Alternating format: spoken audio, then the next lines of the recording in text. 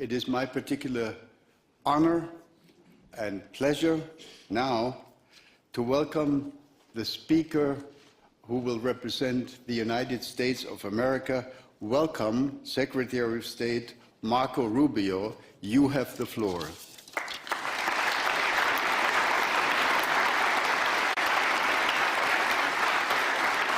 Thank you. Thank you.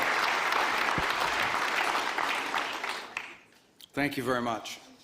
We gather here today as members of a historic alliance, an alliance that saved and changed the world. You know, when this conference began in 1963, it was in a nation, actually it was on a continent, that was divided against itself. The line between communism and freedom ran through the heart of Germany. The first barbed fences of the Berlin Wall had gone up just 2 years prior.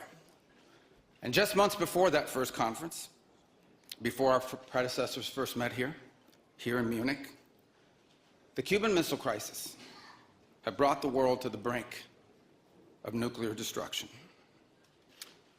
Even as World War II still burned fresh in the memory of Americans and Europeans alike, we found ourselves staring down the barrel of a new global catastrophe, one with the potential for a new kind of destruction, more apocalyptic and final than anything before in the history of mankind. The time of that first gathering, Soviet communism was on the march. Thousands of years of Western civilization hung in the balance. At that time, victory was far from certain. But we were driven by a common purpose. We were unified not just by what we were fighting against. We were unified by what we were fighting for. And together, Europe and America prevailed. And a continent was rebuilt. Our people prospered. In time, the East and West blocks were reunited. A civilization was once again made whole. That infamous wall that had cleaved this nation into two came down, and with it an evil empire. And the East and West became one again.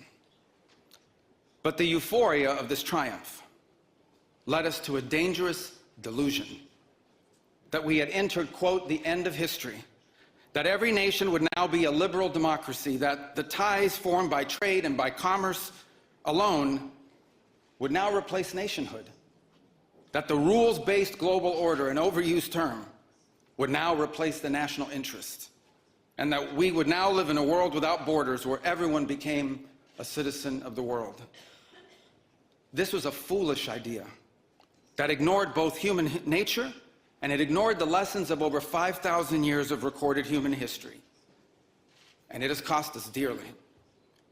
In this delusion, we embraced a dogmatic vision of free and unfettered trade, even as some nations protected their economies and subsidized their companies to systematically undercut ours, shuttering our plants, resulting in large parts of our societies being deindustrialized, shipping millions of working and middle-class jobs overseas, and handing control of our critical supply chains to both adversaries and rivals.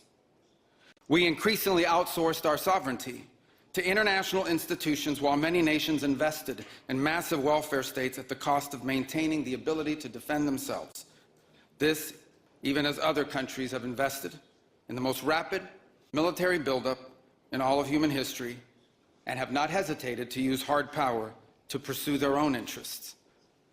To appease a climate cult, we have imposed energy policies on ourselves that are impoverishing our people, even as our competitors exploit oil and coal and natural gas and anything else, not just to power their economies, but to use as leverage against our own. And in a pursuit of a world without borders, we opened our doors to an unprecedented wave of mass migration that threatens the cohesion of our societies, the continuity of our culture, and the future of our people. We made these mistakes together. And now, together, we owe it to our people to face those facts and to move forward, to rebuild. Under President Trump, the United States of America will once again take on the task of renewal and restoration. driven by a vision of a future as proud, as sovereign, and as vital as our civilization's past. And while we are prepared, if necessary, to do this alone, it is our preference and it is our hope to do this together with you, our friends here in Europe.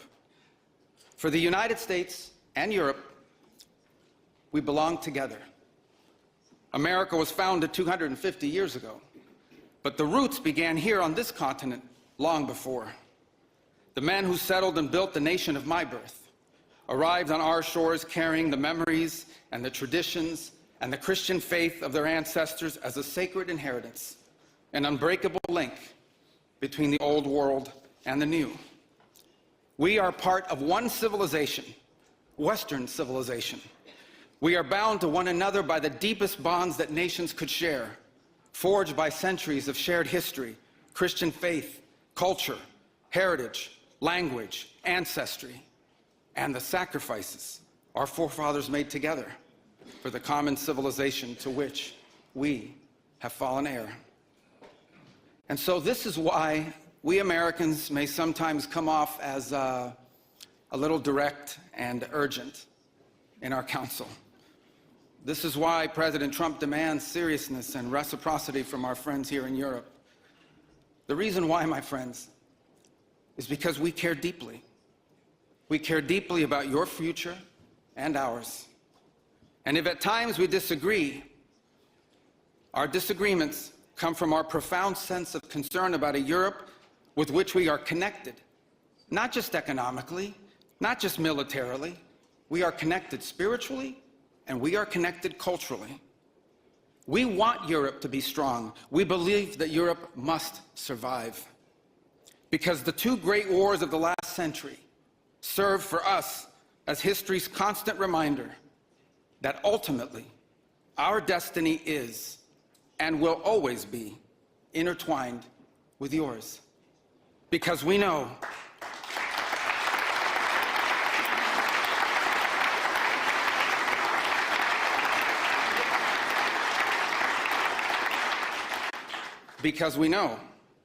that the fate of Europe will never be irrelevant to our own. National security, which this conference is largely about, is not merely a series of technical questions. How much we spend on defense or where, how we deploy it, these are important questions. They are. But they are not the fundamental one. The fundamental question we must answer at the outset is, what exactly are we defending? Because armies do not fight for abstractions. Armies fight for a people. Armies fight for a nation. Armies fight for a way of life. And that is what we are defending. A great civilization that has every reason to be proud of its history, confident of its future, and aims to always be the master of its own economic and political destiny. It was here, in Europe, where the ideas that planted the seeds of liberty that changed the world were born.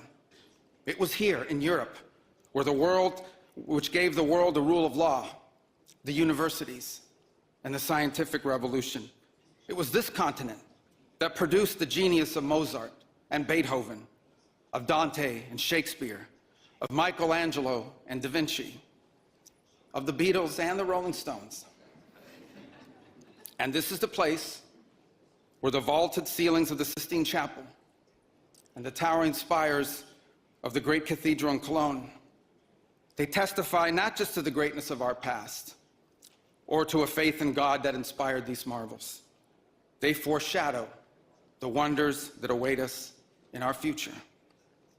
But only if we are unapologetic in our heritage and proud of this common inheritance can we together begin the work of envisioning and shaping our economic and our political future. Deindustrialization was not inevitable. It was a conscious policy choice, a decades-long economic undertaking that stripped our nations of their wealth, of their productive capacity, and of their independence. And the loss of our supply chain sovereignty was not a function of a prosperous and healthy system of global trade. It was foolish. It was a foolish but voluntary transformation of our economy that left us dependent on others for our needs and dangerously vulnerable to crisis. Mass migration isn't some fringe concern of little consequence.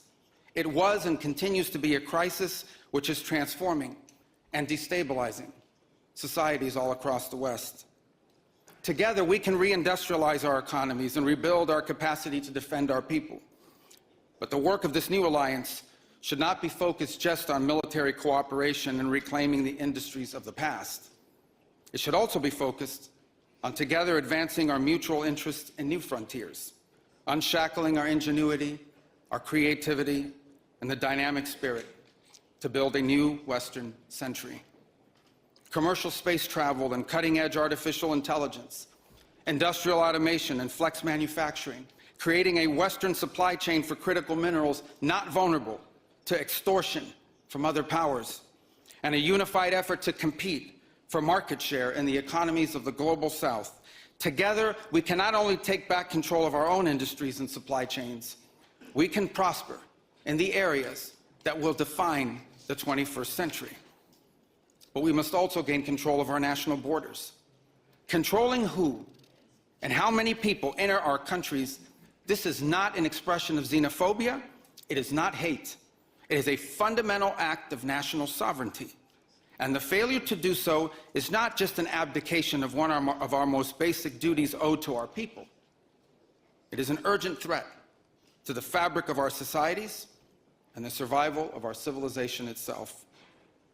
And finally, we can no longer place the so-called global order above the vital interests of our people and our nations. We do not need to abandon the system of international cooperation we authored, and we don't need to dismantle the global institutions of the old order that together we built. But these must be reformed. These must be rebuilt. For example, the United Nations still has tremendous potential to be a tool for good in the world. But we cannot ignore that today, on the most pressing matters before us, it has no answers and has played virtually no role. It could not solve the war in Gaza. Instead, it was American leadership that freed captives from barbarians and brought about a fragile truce. It has not solved the war in Ukraine. It took American leadership in partnership with many of the countries here today just to bring the two sides to the table in search of a still elusive peace. It was powerless to constrain the nuclear program of radical Shia clerics in Tehran. That required 14 bombs dropped with precision from American B-2 bombers. And it was unable to address the threat to our security from a narco-terrorist dictator in Venezuela. Instead, it took American special forces to bring this fugitive to justice. In a perfect world, all of these problems and more would be solved by diplomats and strongly worded resolutions. But we do not live in a perfect world. And we cannot continue to allow those who blatantly and openly threaten our citizens and endanger our global stability to shield themselves behind abstractions of international law which they themselves routinely violate. This is the path that President Trump and the United States has embarked upon. It is the path we ask you here in Europe to join us on. It is a path we have walked together before and hope to walk together again. For 5 centuries, before the end of the Second World War, the West had been expanding. Its missionaries, its pilgrims, its soldiers, its explorers pouring out from its shores to cross oceans, settle new continents, build vast empires extending out across the globe.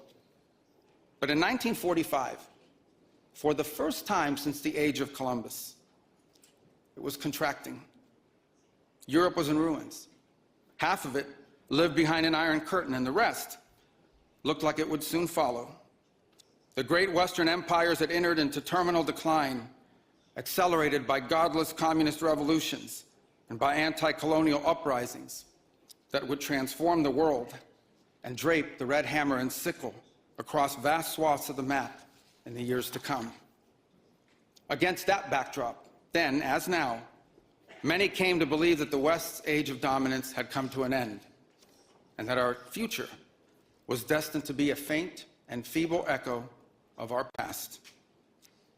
But together, our predecessors recognized that decline was a choice, and it was a choice they refused to make.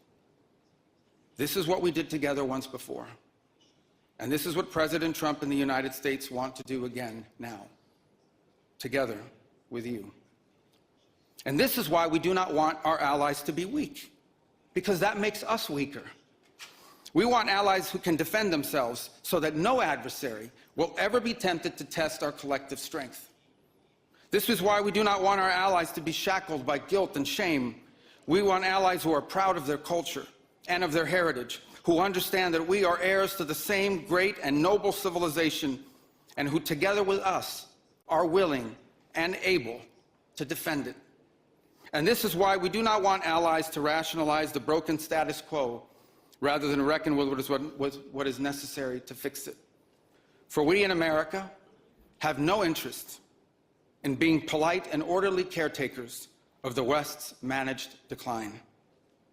We do not seek to separate, but to revitalize an old friendship and renew the greatest civilization in human history.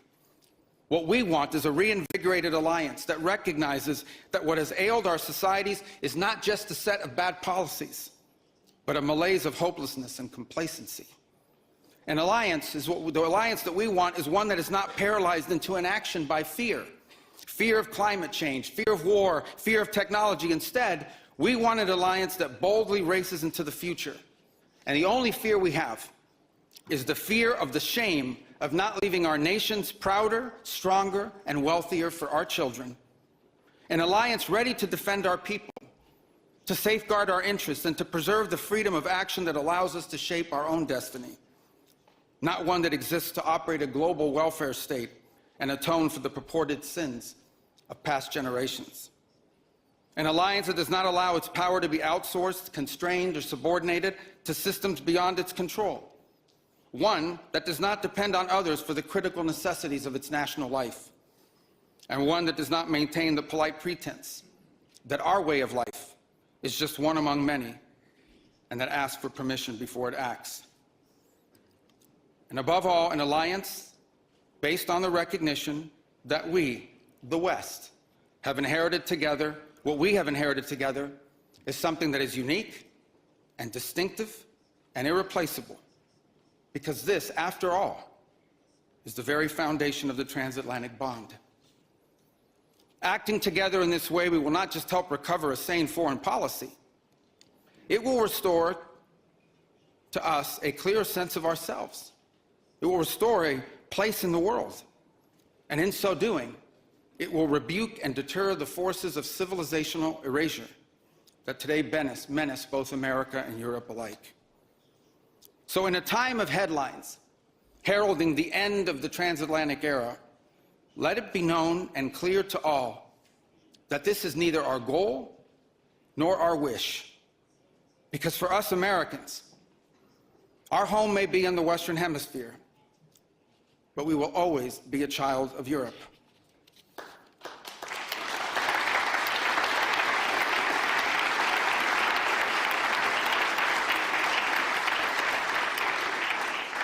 Our story began with an Italian explorer whose adventure into the great unknown to discover a new world brought Christianity to the Americas and became the legend that defined the imagination of our pioneer nation. Our first colonies were built by English settlers, to whom we owe not just the language we speak, but the whole of our political and legal system. Our frontiers were shaped by Scots-Irish, that proud, hardy clan from the hills of Ulster that gave us Davy Crockett and Mark Twain and Teddy Roosevelt and Neil Armstrong. Our great Midwestern heartland was built by German farmers and craftsmen who transformed empty plains into a global agricultural powerhouse. And by the way, dramatically upgraded the quality of American beer. Our expansion into the interior followed the footsteps of French fur traders and explorers whose names, by the way, still adorn the street signs and town names all across the Mississippi Valley. Our horses, our ranches, our rodeos, the entire romance of the cowboy archetype that became synonymous with the American West. These were born in Spain. And our largest and most iconic city was named New Amsterdam before it was named New York. And you know that in the year that my country was founded, Lorenzo and Catalina Giraldi lived in Casal Monferrato in the Kingdom of Piedmont, Sardinia. And Jose and Manuela Reina lived in Sevilla, Spain. I don't know what, if anything, they knew about the 13 colonies which had gained their independence from the British Empire. But here's what I'm certain of. They could have never imagined that 250 years later, one of their direct descendants would be back here today on this continent as the chief diplomat of that infant nation. And yet here I am, reminded by my own story that both our histories and our fates will always be linked. Together, we rebuilt a shattered continent in the wake of 2 devastating world wars.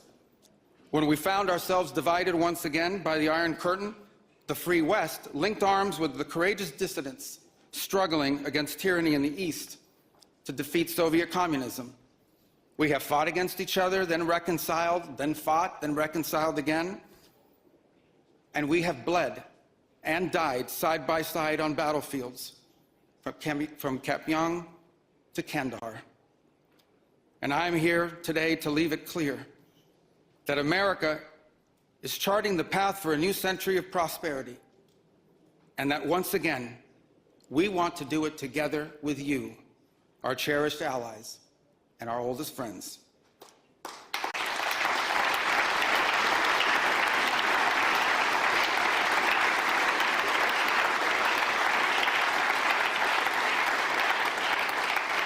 We want to do it together with you, with a Europe that is proud of its heritage and of its history, with a Europe that has the spirit of creation and liberty that sent ships out into uncharted seas and birthed our civilization, with a Europe that has the means to defend itself and the will to survive. We should be proud of what we achieved together in the last century, but now we must confront and embrace the opportunities of a new one. Because yesterday is over. The future is inevitable. And our destiny together awaits. Thank you.